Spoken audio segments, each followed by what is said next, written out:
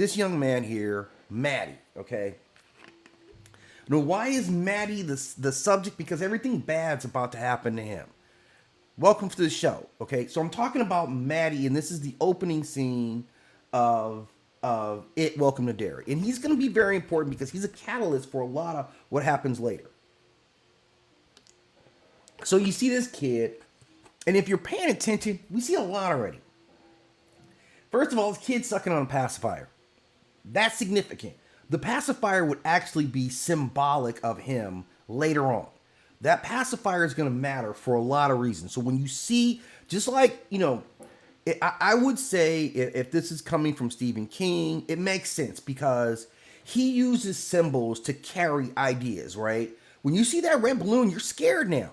He's the master of that. He's the master of picking out things that symbolizes fear, right? The clown face, right? The balloon, the pacifier.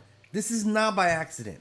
It's not by accident that all these things are very childlike. These are things that are all supposed to provide comfort. Okay.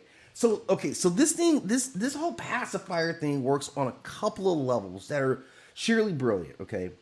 It stays very consistent with that idea of the clown, the balloon. It's very consistent with this theft of childhood. That's where it is attacking you at.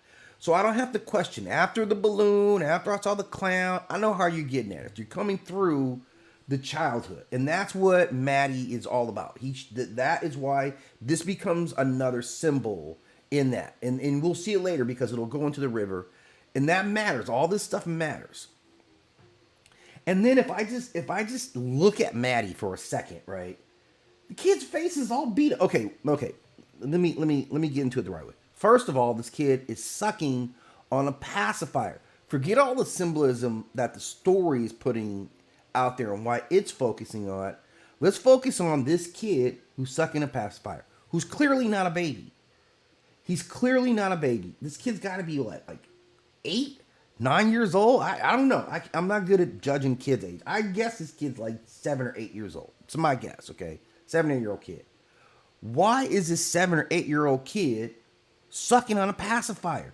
That's the actual issue. A 7 or 8-year-old kid is sucking on a pacifier. So the part of my brain that likes to think about stuff immediately rewinds to, okay, why is he sucking on a pacifier? Because this stands out to me. And it is a problem. It's because this kid's maxed up in the head, right? Like, we can appreciate what him sucking on a pacifier means, that your home life is really, really bad. That's going to matter later, right? As we get further into the scene. Okay, so let me get this going. So we see this kid, and he's at the movie theater. It matters that he's by himself, right? It matters that this kid is at the movie theater by himself. And let me get to this part here. Okay, I let this part slip. Let's see.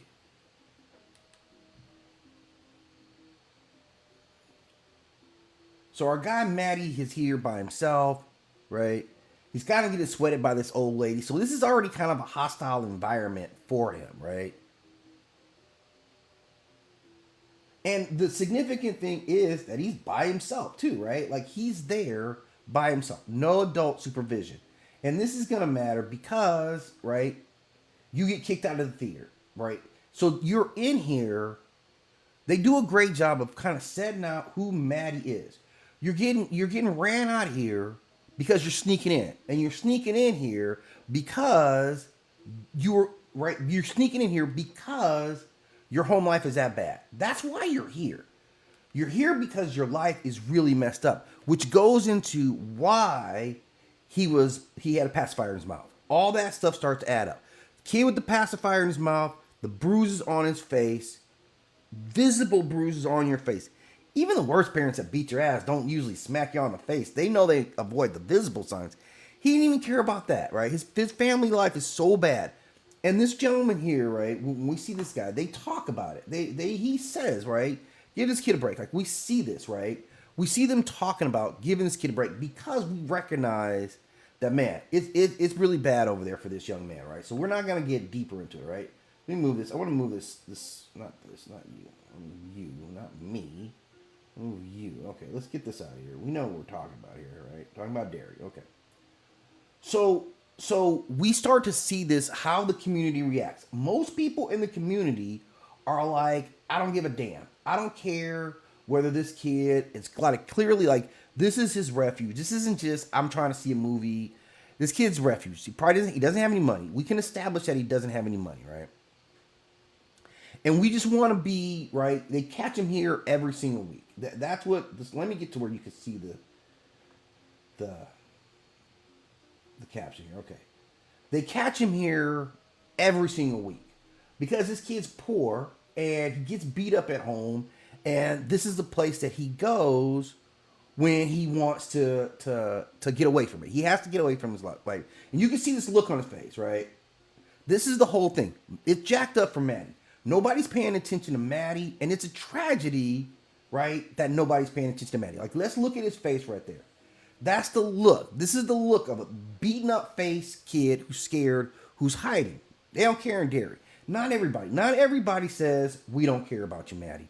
There are some people who do care. And we're going to see that, right? In the first, we see this young lady here. Instantly, she has compassion for Maddie, right? She doesn't want to see this happen with Maddie. So anyway, they're trying to stall him out. In essential, I'm stalling you out, Maddie. And why? Because it's bad for Maddie. But now Maddie has to get out of here, right? He's trying to